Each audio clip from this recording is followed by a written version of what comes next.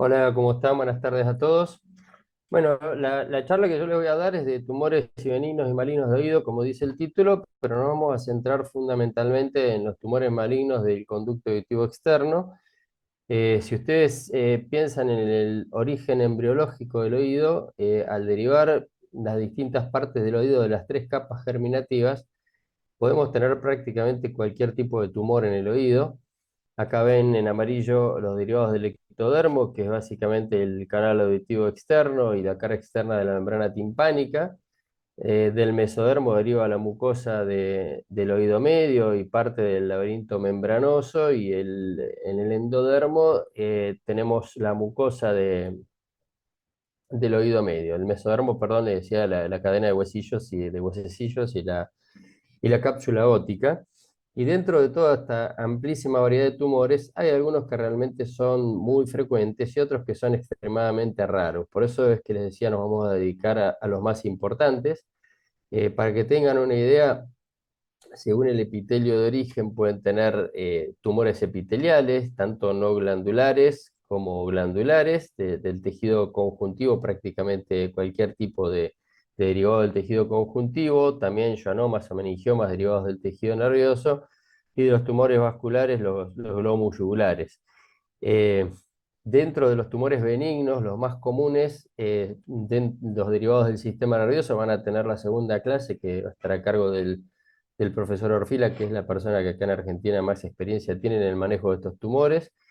De los del tejido conjuntivo benigno son los osteomas del conducto auditivo externo.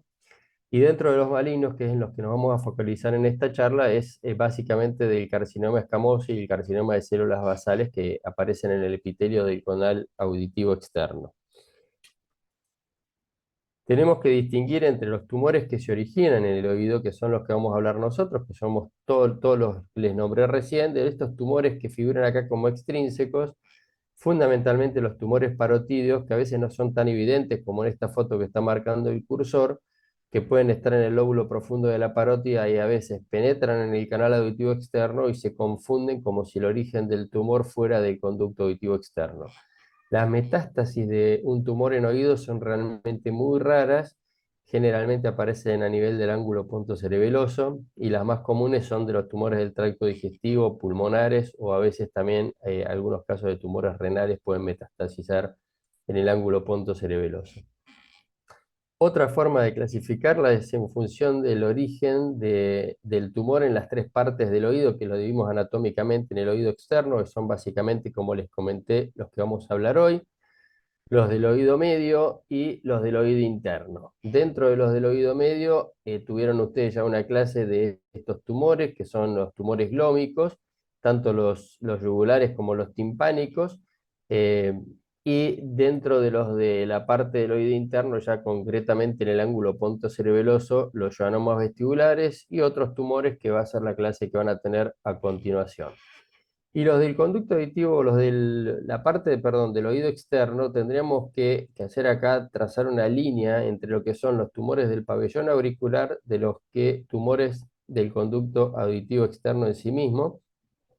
Los tumores del pabellón auricular en general tienen un comportamiento biológico diferente, en parte porque tienen una presentación muy evidente, al ser estructuras expuestas se detectan precozmente. Es un terreno compartido con los dermatooncólogos, con los cirujanos plásticos, y en general el tratamiento suele ser quirúrgico, pero son pacientes que consultan rápidamente y normalmente no genera mucha dificultad en el diagnóstico. Pero la patología maligna ya del conducto auditivo externo, acá los especialistas, los otorrinolaringólogos, jugamos un papel fundamental porque no son visibles de entrada, tienen síntomas de presentación similares a otras patologías, tanto infecciosas como inflamatorias. Por eso nuestro rol como especialistas es importantísimo para lograr un diagnóstico temprano, porque si nos retrasamos en el diagnóstico, el pronóstico de estos pacientes es absolutamente distinto. Eh, Vamos a ver algunas lesiones del pabellón auricular, porque como les decía, si bien es un terreno que tal vez lo vean más los dermatólogos, particularmente los dermatooncólogos, muchos pacientes nos consultan a nosotros primero y tenemos que conocerlas.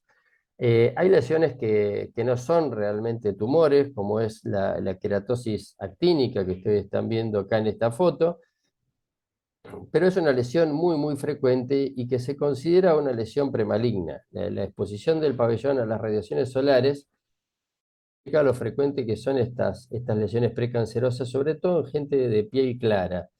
La queratosis actínica es en realidad una proliferación anormal de queratinocitos atípicos. Se suele ver más en personas mayores que en jóvenes. Son lesiones rugosas, indoloras, como se ve en la diapositiva. Muchas veces pueden ser multifocales y pueden a veces derivar en carcinomas epidermoides. Por eso hay que seguirlos mucho. Algunas publicaciones recientes incluso lo consideran como un carcinoma in situ, con probabilidad de que hasta un 10% progresen a un carcinoma epidermoide invasivo, donde los cambios histológicos, si bien son similares, la diferencia es que penetran la membrana basal. En la queratosis actínica la membrana basal está intacta. Pueden a veces sufrir una regeneración espontánea, el diagnóstico en general es clínico. Para que se den una idea de la frecuencia en Australia, que es un país donde tienen una exposición solar muy alta durante gran parte del año y donde la piel predominantemente de la gente nativa es muy clara, se considera que hasta un 70% de los hombres de más de 70 años tienen alguna queratosis actínica. Y hay que seguirlos de cerca y si nos queda duda hacer una biopsia para diferenciar esta patología de otras que son malignas. Tenemos también la queratosis seborreica. La queratosis seborreica es una lesión muy común en la cabeza y en el cuello, pero es más rara en el oído. Es como una verruga ovalada, como la que ven en la foto de acá a la izquierda, que está formada en realidad por el acúmulo de células basales inmaduras dentro del epitelio. Puede tener un color muy variable, como se ve acá marrón oscuro, pero pueden ser también amarillentas. Y el diagnóstico también es clínico. El tratamiento es la resección por un curetaje o por una decisión. Y si bien el diagnóstico es clínico, fíjense en la diapositiva de la derecha, que ustedes tienen lesiones muy parecidas, pero cuando vean algo que se empieza a ulcerar, como en este caso, hay que tomar una biopsia, porque en este caso, por ejemplo, la foto de la derecha corresponde ya a un carcinoma epidermoide. La condrodermatitis nodular crónica del hélix es también una lesión rara, tampoco es concretamente un tumor, pero son lesiones que a nosotros nos hacen sospechar un tumor y las tenemos que conocer para hacer diagnóstico diferencial. Es un nódulo eritematoso, como aparece acá, generalmente doloroso. Estos son más frecuentes en el hélix, en el hombre, a veces en el trago, en el antihélix, por acá en las mujeres. Y si bien la etiología no se conoce, la hipótesis más aceptada es que puede ser secundario a esto un trauma menor que genera una inflamación localizada del pericondrio y después un posterior compromiso vascular. Esa pericondritis crónica en un área que no tiene prácticamente tejido subcutáneo es lo que hace con muy poca vascularización, por otro lado, que sea una lesión generalmente dolorosa y aparece en gente, por ejemplo, que usa gorras ajustadas. En países fríos se asocia muchas veces al congelamiento de las orejas o el uso de vinchas ajustadas. Estos pacientes se pueden tratar con corticoides tópicos inyectables porque es un tejido inflamatorio en definitiva, pero tiene muchísima recurrencia, por lo cual el gol estándar si tiene una de estas lesiones es la resección. A veces incluso se recomienda sacar poca piel, pero también sacar un pedacito de cartílago con pericondrio para disminuir la posibilidad de recurrencia y después hacer un cierre primario. Y el índice de recurrencias más o menos se considera que puede estar cercano al 10%. Y ahora pasamos dentro del pabellón, a los que tal vez más atención le tenemos que prestar, que son ya los tumores malignos del celular. Los carcinomas de células basales son lejos los más frecuentes. Este es el cáncer más común del ser humano, el carcinoma epitelial vasocelular. Si bien son tumores que pueden ser localmente agresivos, es muy raro que metastaticen. Tienen varias formas de aparecer en cuanto a la anatomoclínica. Tiene una forma nodular, otra forma que aparece como un nódulo bien definido, pero con telangiectasias y con apariencia translúcida, como esta foto de acá del medio. se le llama la perla translúcida a esto, y otras veces aparecen como una mácula más eritematosa de crecimiento horizontal. Y el diagnóstico y tratamiento de esto es la resección con margen. La recurrencia local es frecuente, a veces puede ser multisincrónico, y a veces si llega a estar invadido el cartílago, ya las resecciones no son tan simples, pueden ser bastante devastadoras, difíciles de construir, con defectos estéticos importantes. Eh, y si podemos conservar el pericondrio porque está sano, después se pueden hacer injertos, como en esta foto que se ve acá a la derecha, que se resecó el carcinoma vasocelular y después hizo un injerto con piel libre. Pueden aparecer también en el dorso de la oreja, como esta foto que está aquí más abajo. Y después están los epidermoides, que estos sí son tumores bastante más agresivos, se ubican preferentemente en el borde del hélix o en la cara posterior del pabellón. Y los signos que hacen sospechar malignidad, pues ustedes dicen, bueno, pero algunas lesiones son parecidas, estas fotos son bien exageradas, pero hay otras que de inicio son mucho más sutiles y se pueden confundir con las imágenes que veíamos antes, hasta de una queratosis seborreica. Pero ustedes tienen que sospechar siempre que vean que hay una queratosis que apareció hace poco, pero que rápidamente se empieza a extender, se empieza como a hinchar la placa. Ustedes ven que como se ve infiltrando en profundidad o tiene erosión o ulceración sangrante ante un mínimo contacto. Y a diferencia de los vasos celulares, en estos sí es frecuente la afectación ganglionar, las metástasis, también los segundos primarios. Y el tratamiento es la resección quirúrgica, que obviamente va a ser diferente en función de la localización y sobre todo si tiende a meterse o no acá en el conducto aditivo externo, que hay que ser mucho más agresivos. Y en estos pacientes no solo hay que considerar el tratamiento local del carcinoma epidermoide, sino que muchas veces tenemos que pensar también en hacer un vaciamiento ganglionar. Entonces, bueno, esta es una foto de un paciente que vino al hospital y ustedes dicen, bueno, esto es un carcinoma de acá a La Quiaca. Y sin embargo, es un paciente que venía del Chaco y si bien nunca se terminó de aclarar el diagnóstico, era una lesión, quedó en estudio, pero sospechaban incluso hasta de una leishmaniasis. O sea, obviamente esto es una lesión grande, infiltrante, exofítica, que pasa desde la parte anterior del pabellón auricular a la parte posterior, donde la piel parece más intacta, salvo una pequeña ulceración, pero la recomendación siempre ante cualquier lesión cutánea, externa, visible, es que ustedes hagamos una consulta con un dermatólogo y no la subestimemos. Puede ser algo muy simple que hasta puede ser observado, como la primera que vimos, que es una queratosis actínica, pero puede ser una lesión maligna como un vaso celular o un espino celular, que ahí hay que ser mucho más agresivos. De las patologías del conducto auditivo externo, ya nos vamos a meter un poquito más adentro. La primera que vamos a ver son los tumores benignos. Y otra vez, tenemos una patología que habitualmente se la considera como un tumor benigno y no es un tumor, en realidad es la exostosis, que es como la protrusión de alguna o de más de una de las paredes del canal auditivo externo que hacen que uno vea el oído como si fuera un reloj de arena. A veces son muy leves y otras veces, como en esta foto, obstruyen significativamente el conducto, por ahí un 80%. Y esto en realidad es una anormalidad ósea que es la más común que existe en el canal auditivo externo. Como les dije, no son una neoplasia, es una proliferación ósea como en forma de montículos, con una base de implantación muy amplia. Suelen surgir de la pared anterior y de la pared posterior del conducto, suelen ser bilaterales. El síntoma que generan es secundario, ¿y secundario a qué?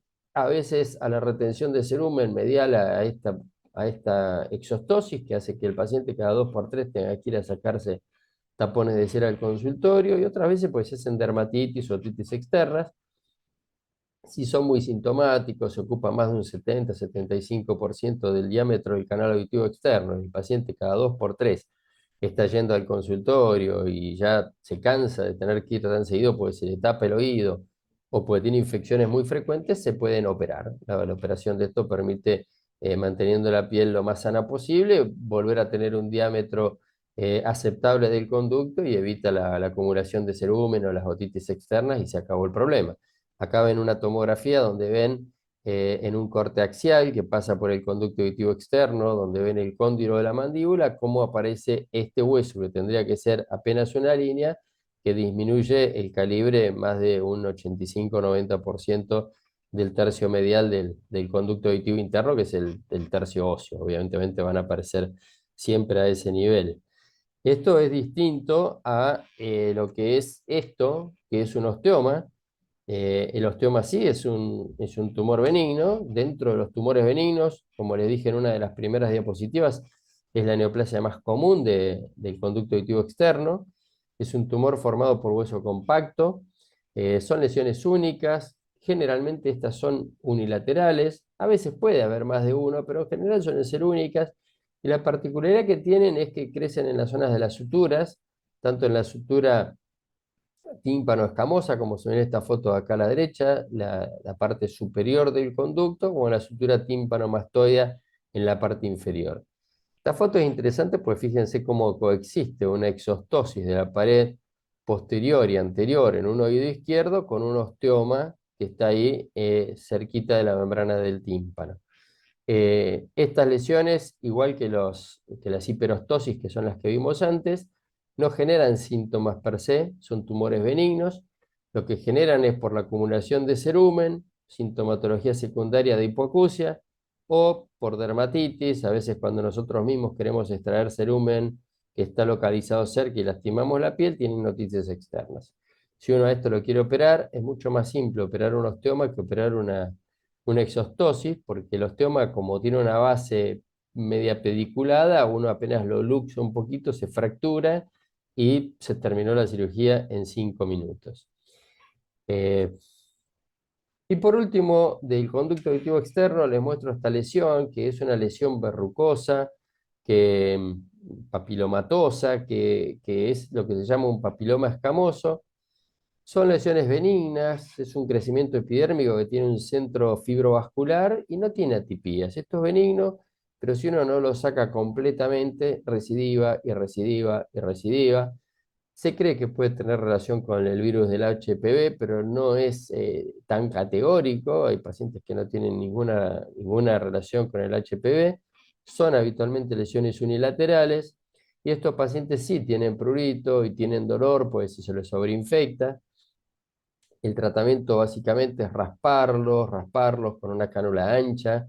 Es bastante indoloro, así que se raspa en el consultorio, sangra un poquito, le ponen un algodón con adrenalina, lo vuelven a raspar, lo citan en 3, 4, 5 veces seguidas. Y lo que nosotros hemos hecho con un par de pacientes es hacer topicaciones de ácido tricloroacético después de que lo eliminamos, y de esa manera podemos controlarlos y el tiempo previo a la recidiva, que es casi la regla, se hace más largo si hacemos las topicaciones que si no las hacemos.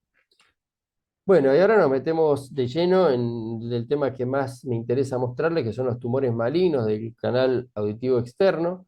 Son tumores de muy baja frecuencia. Acá pueden tener de un trabajo hecho en un reporte en Estados Unidos, donde se consideraba que es una de cada 20.000 consultas, un tumor de una incidencia de 1 a 6 pacientes por millón de habitantes por año, es muy bajo. Y fíjense que es el 0,2% de los cánceres de cabeza y cuello. Factores de riesgo no se conocen, así como ustedes saben que en el tumor, no sé, pulmón, el hábito de fumar está íntimamente ligado y se ha demostrado. Acá no, se ha considerado la radioterapia previa, pero esto en base a reportes muy aislados. En China tienen muchísimos más casos, más incidencia que en otras poblaciones, y este chino encontró en pacientes que habían sido irradiados, todos por un carcinoma de Kabum, que tenían 7 pacientes que habían sido, o sea, 7 pacientes con carcinoma que habían tenido una radioterapia previa por carcinoma de Kabum, pero nunca se pudo demostrar una asociación, tampoco con otitis crónica, tampoco con el HPV, que en otras partes del organismo, ustedes saben que los tumores epiteliales tienen una relación íntima con el HPV. Acá se ha demostrado cierta asociación, sobre todo con los subtipos 16 y 18, presentes en las muestras de patología, pero tampoco es algo concluyente. Las series siempre son chiquitas por la baja incidencia que tienen. Nosotros en el grupo otológico del Hospital de Clínicas hemos hecho una revisión que ya tiene 20 años y fíjense, tenemos 23 pacientes.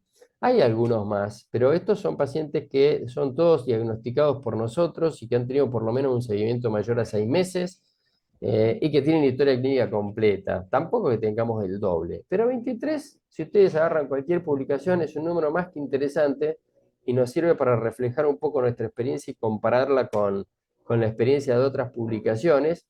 Y fíjense acá en la diapositiva hay 2 o 3 datos que son interesantes.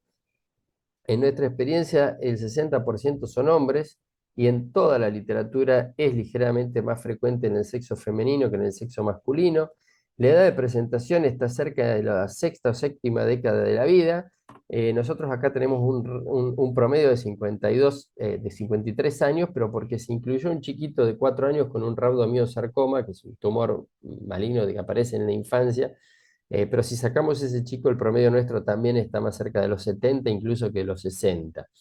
Eh, la presentación clínica de estos tumores, esta diapositiva yo creo que es la que más me interesa que tengan ustedes grabada de esta charla, el resto si se lo olvidan no tiene mucha importancia, pero fíjense que los síntomas comunes de presentación son otalgia, otorrea e hipoacusia. Si sumamos estos dos porcentajes estamos arriba del 80%. Y estos son los síntomas que tiene cualquier patología inflamatoria de un oído crónico. Otalgia, sobre todo torrea y hipoacusia. En la otalgia hay que prestarle un poquito más de atención y ahí sí poner un poquito más nuestro índice de sospecha. Después, la presencia de un tumor visible, fíjense que es el 25%, es uno de cada 4 cánceres que nosotros de entrada vemos rápidamente el tumor. Pueden tener otorragia, ya son signos un poquito más tardíos. Fíjense acá a la derecha que el promedio entre la aparición de los primeros síntomas y el diagnóstico histológico por la biopsia es de casi un año. Y esto pasa en otras series también, con lo cual el índice de sospecha que nosotros tenemos que tener cuando vemos un paciente que viene tratado con una otitis externa que no responde, en un paciente añoso, obviamente que el primero, una otitis externa necrotizante o otitis externa maligna, como la quieran llamar, pero si ustedes ven algo más localizado, les genera duda, lo que tienen que hacer es una biopsia. Eso es el punto más importante y si la biopsia no la tolera con anestesia local, no duden en dormirlo y hacer una biopsia amplia y profunda porque el diagnóstico rápido cambia totalmente el pronóstico. O sea que la biopsia incisional, no podemos hacer una biopsia excisional, no podemos sacar toda una lesión si no tenemos diagnóstico, pero la biopsia incisional es mandatorio. En nuestra estadística, la mitad de los pacientes fueron carcinomas escamosos, y después le siguió un tumor que es el carcinoma adenoquístico, que es un tumor que es frecuente en las glándulas salivales, pero nuestra estadística fue el segundo en aparecer, y el tercero es el carcinoma vasocelular. Si ustedes se fijan acá a la derecha, eh, ven un poco la cantidad de pacientes y la histología, y fíjense, la mitad entonces carcinoma escamoso y un 17% el carcinoma adenoquístico.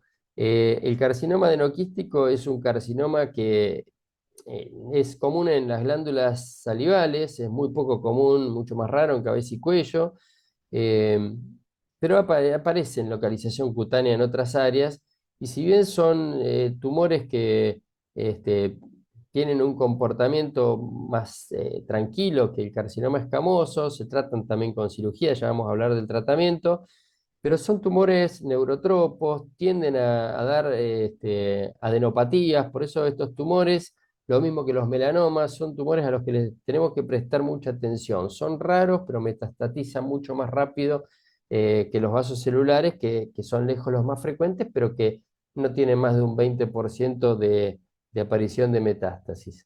Fíjense en otras series de las que aparecen en la literatura, como ninguna tiene tampoco el triple de casos que la nuestra.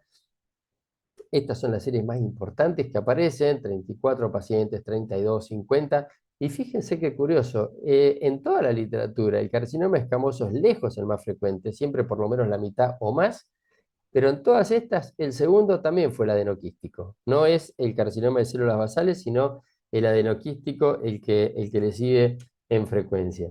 Y en relación al comportamiento biológico, si usted dice, bueno, ¿y para dónde? ¿Qué pasa con un tumor maligno del canal auditivo externo? Bueno, ustedes piensen que la parte externa son cartílagos, y tanto los cartílagos de la fisura de Santorini como los que están en el piso del canal auditivo externo son débiles, entonces estos tumores rápidamente tienden a extenderse de ahí a la zona, digamos, de la articulación temporomandibular, incluso a la zona parotidia, y si dan metástasis en estos ganglios eh, superficiales o profundos de la parótida y en los ganglios retroauriculares. Los tumores de la parte más interna, ya del que es la parte ósea del canal auditivo externo, obviamente el hueso es mucho más resistente, pero si erosionan el hueso rápidamente llegan a la mastoide, donde ustedes tienen un trabeculado óseo muy delgado, entonces el tumor ahí empieza a expandirse rápidamente. Hacia medial, la membrana timpánica es bastante resistente a la agresión de los tumores, y de hecho cuando los tumores pasan hacia la caja timpánica, ya el pronóstico cambia completamente, y de ahí se pueden difundir rápidamente o por la trompa eustaquia hacia la rinofaringe, o inclusive más raro a la cápsula óptica, más raro porque es un hueso mucho más duro y más resistente, pero el pronóstico ahí es bastante ya diferente. Entonces, región de la ATM en los tumores que están en la parte cartilaginosa, hacia la mastoide los tumores que están en la parte ósea, y a medial a través de la membrana del tímpano cuando toman contacto y horadan la membrana timpánica. La invasión en la dura madre, como se ve en esta foto acá, es mucho más rara, pero el pronóstico ahí cambia radicalmente, y lo mismo si tienen una afección facial, el nervio facial. ¿Cómo evaluamos a estos pacientes? No me voy a cansar de repetirlo. Biopsia, biopsia, biopsia. Solamente una biopsia negativa nos avala hacer otros diagnósticos diferenciales, pero si no, si a ustedes el comportamiento clínico es sospechoso, insistan. A todos los pacientes le pedimos el par de imágenes, tomografía computada de alta resolución. No solo hacemos de hueso temporal, sino también de cuello. Acuérdense que hasta un 20% del epidermoide, que es el más común, metastatiza. Pero si tienen un adenocarcinoma, o tienen un melanoma o un adenoquístico, esos tumores metastatizan mucho más. Inclusive en esas etiologías tenemos que ya pedir también tomografía de tórax para descartar metástasis a distancia. La resonancia con gadolinio es mucho más sensible para distinguir entre la interfase del tumor con los tejidos sanos. Incluso nos permite a veces ver los planos de la fascia por donde se extiende, el compromiso vascular. El PET, bueno, si sospechamos una extensión a distancia porque tenemos alguna imagen en tórax, pedimos un PET, no lo pedimos sistemáticamente, pero podemos pedir un PET corporal total. Y los estudios ya más específicos vasculares, como la angiografía, inclusive con un test de oclusión carotídeo, es raro que los pidamos, porque estos son para cánceres que afectan la carótida, que pensamos que en la resección posiblemente podamos dañarla. Se los nombro nada más, pero ustedes piensen que para la evaluación inicial, acuérdense, tomografía y resonancia siempre, resonancia con gadolinio, y les repito, no se cansen de hacer biopsia. A todos los pacientes le hacemos la evaluación audiológica, aunque desde ya que la parte funcional acá queda en un segundo plano. Ejemplo, tomografía parece muy destruida la pared posterior del conducto, pero le hacemos una resonancia, perdón, y aparece acá el canal auditivo externo velado y no aparece demasiado compromiso. Lo de la mastoides, esta hiperintensidad es el líquido inflamatorio. El mismo paciente en un corte coronal que parece afectado al oído medio, y sin embargo acá, bueno, perdón, pasó sola. Acá aparece el oído medio libre, y con lo que les decía del PET, este es un trabajo de dos hospitales de Barcelona donde decían que como cualquier carcinoma escamoso, en cualquier parte del cuerpo habría que hacer un PET corporal total para evaluar la posibilidad de metástasis, pero ya les digo, no lo hacemos habitualmente de rutina. Tener una clasificación en los tumores del oído es fundamental, sobre todo en lesiones tan poco frecuentes, para poder comparar distintos tratamientos y no mezclar manzanas con peras. La clasificación es muy sencilla. El TNM es una clasificación propuesta en Pittsburgh solamente para los epidermoides de conducto, pero por extensión la utilizamos para cualquier otra estirpe histológica de tumores de conducto. T1 es un tumor limitado del CAE que no tiene erosión ósea. T2 puede tener una erosión ósea pero parcial, no rompe todo el conducto. T3 ya erosiona el hueso con un compromiso todavía limitado de partes blandas. y T4 cuando ya se va de los límites del conducto y se mete hacia la cóclea, el lápiz petroso, la pared medial del oído medio. O sea, de T1 a T4, conducto sano, conducto parcialmente roto, conducto roto y que se va del conducto es un T4. El N es igual a otros cánceres de cabeza y cuello y el M es M0 o M1 si tiene metástasis a distancia. Si ustedes tienen cualquier T con parálisis facial, se considera un T4 o un estadio 4 porque el facial, piensen que está profundo. Para que lo agarre, lo tiene que agarrar. Si lo agarra en la segunda, en la caja, o sea que ya pasó la membrana del tímpano. Si lo agarra en la tercera porción del facial, en la mastoide, también ya pasó medial al conducto, y si lo agarran en el foramen estilo mastoide, ya penetró la piel y las partes blandas. O sea, parálisis facial se agregó a esta clasificación y es sinónimo de estadio 4. Los resultados de nuestros pacientes, para que vean lo que hablamos de la importancia del diagnóstico temprano y cómo tardan los pacientes, 52% consultan en el estadio 4 y si le agregamos el estadio 3, que es un 13%, nos vamos a un 65%. O sea, no llegamos a un 35% en los estadios favorables para tener un buen pronóstico con el tratamiento. En otras clasificaciones, 47% estadio avanzado al diagnóstico similar a la nuestra. En el tratamiento de gol estándar es la cirugía, a veces asociada con radioterapia en algunos casos, pero el único tratamiento curativo es la cirugía. Y el tipo de cirugía que pueden hacer es básicamente la resección del canal auditivo externo, que si es solamente un tumor bien lateral, en un estadio muy, o sea, de la piel del canal auditivo externo, en un estadio muy precoz, se puede hacer una resección en manga, que es resecar la piel y después poner un injertito. Si no se hace la canalectomía ampliada o convencional, que es sacar el canal auditivo externo con la membrana timpánica, el martillo y el yunque. Esta sería una pieza donde ustedes ven acá abajo la parte donde estaría el orificio del canal auditivo externo y acá ven la membrana del tímpano con los huesitos, el martillo y el yunque. Así sale una pieza en una canalectomía. Si ustedes tienen tumores que ya se extienden, pueden hacer una petrectomía subtotal que incluye resecar por ahí la cóclea del laberinto posterior y se hace como si fuera una mastoidectomía radical muy grande. Y ya la petrectomía total, que sería sacar ya también la carótida, meninges, no se hace más porque la sobrevida no cambia si hacemos solamente un tratamiento paliativo, oncológico, con quimioterapia y rayos, que si le hacemos semejante cirugía donde la calidad de vida después es realmente mucho peor.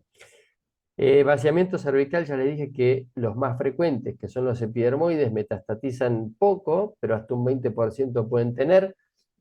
Nosotros, si tenemos tumores ya T2, T3 o T4, sistemáticamente hacemos los vaciamientos, que hacemos un vaciamiento supraomoioide o profiláctico.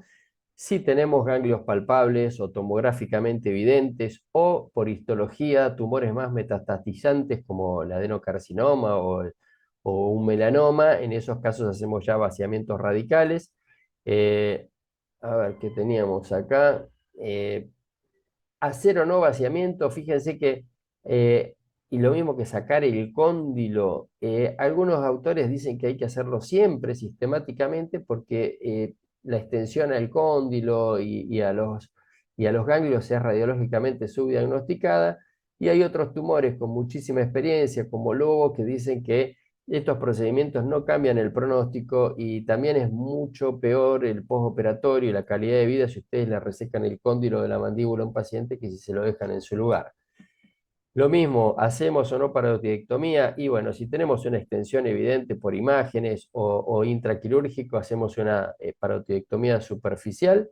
Lo mismo si tenemos sospecha de metástasis intraparotidias. La resección del cóndilo, ya les dije, nosotros no lo hacemos habitualmente. Y el tratamiento con radioterapia es bastante discutido cuando, si tiene márgenes positivos, sí o sí hay que hacerlo porque el pronóstico ahí baja bastante, la calidad, la posibilidad de sobrevida. En los estadios más avanzados que se operan, se hace vaciamiento ganglionar en T3 y T4.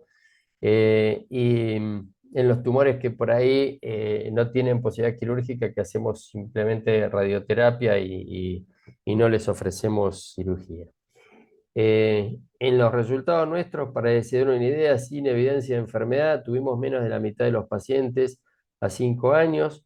eh, y viven con la enfermedad un 21%. Esta estadística ya tiene unos años, pero fíjense que podemos de alguna manera lograr un cierto control, pero la otra mitad de los pacientes terminan falleciendo si no los agarramos a tiempo.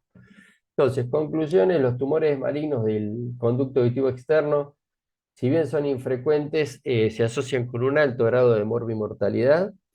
Es fundamental hacer un diagnóstico temprano. El tratamiento quirúrgico tiene que ser con una resección en bloque de todas las estructuras comprometidas, con márgenes libres de tumor. Si tenemos dudas, hacemos una biopsia de los márgenes. El tratamiento está basado en la combinación, como les mostré recién, de cirugía y radioterapia. Y el pronóstico más que nada depende de lo rápido con lo que lo diagnostiquemos. Básicamente, si tienen o no ganglios, parálisis facial, ya les dije que es un signo de muy mal pronóstico, y ni hablar si tienen extensión endocraniana o con compromiso de la dura madre. Y en algunos casos también de la histología, hay algunas histologías que tienen mejores chances que otras. Bueno, les muestro 5 minutos casos que creo que son útiles como para tener una idea un poquito más clara. Este es un paciente de 75 años que tenía esta lesión ahí en la concha auricular con extensión al CAE, un año de evolución, todos tienen larga evolución. La biopsia nos da un carcinoma vasocelular. Como es externo, se puede hacer una resección, como les dije, amplia. Si uno tiene duda, se rediopsian los márgenes, porque estos tienen mucha tendencia, acuérdense, a recidivar localmente.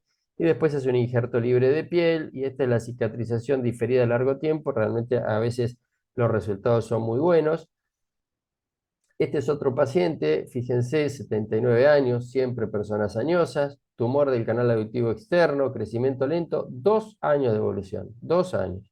Aparece dolor 6 meses previos a la consulta, le hacen muchos tratamientos locales. Esta es la historia típica de la mayoría de los tumores. Biopsia, por suerte también un vaso celular, por suerte, pues este tiene mejor pronóstico. La lesión estaba ahí en el meato acústico externo, se extendía poquito dentro del canal auditivo externo.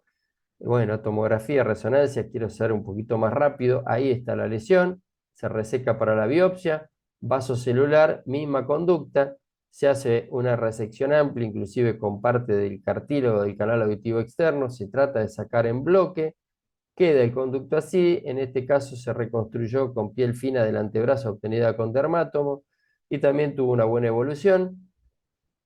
Fíjense, esta paciente, 34 años, sexo femenino, 34 años. Usted dice, bueno, pará, esto no es lo más común. No, y además tenía otalgia. Y después aparece otalgia intensa y otorragia. Entonces le hicimos una biopsia excisional de la lesión que tenía en el canal auditivo externo y tenía un melanoma. Paciente encima fóbica a los médicos.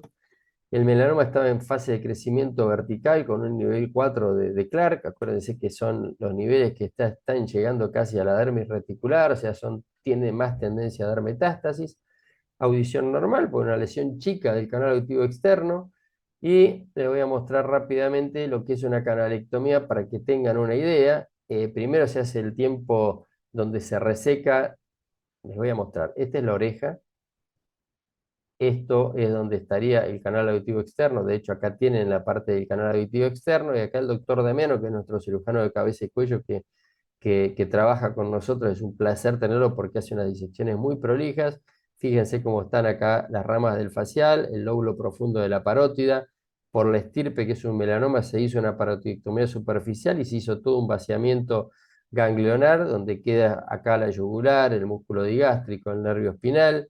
El canal auditivo externo, la lesión era esto, era un melanoma amelanocítico, no tenía el color negro como se ve en otras partes del cuerpo. Esta es la pieza del vaciamiento ganglionar y la parotidectomía superficial. Y bueno, me desapareció, perdón, les quería mostrar una canalectomía, o es esto, ¿eh?